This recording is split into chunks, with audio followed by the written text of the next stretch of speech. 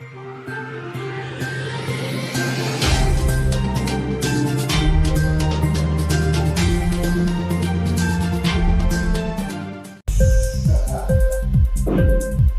TV prime time news కి స్వాగతం.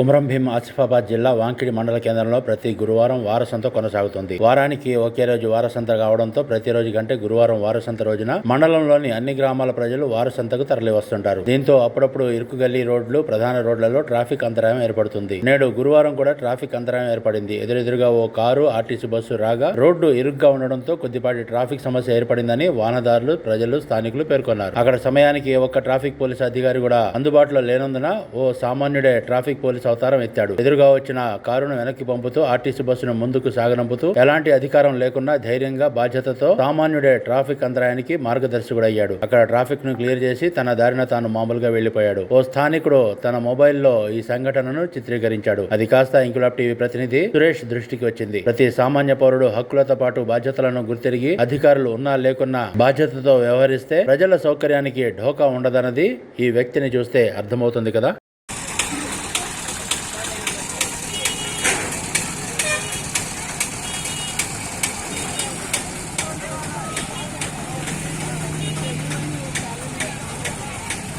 Inquilab TV వీడియోలు మీకు నచ్చినట్లయితే లైక్ చేయండి, షేర్ చేయండి, కామెంట్ చేయడం మర్చిపోకండి. సబ్స్క్రైబ్ చేయని వాళ్ళు వెంటనే సబ్స్క్రైబ్ చేసుకోండి. మా వీడియోలు మీరు వెంటనే చూడాలనుకుంటే కింద ఉన్న గంట సింబల్ని గట్టిగా కొట్టండి.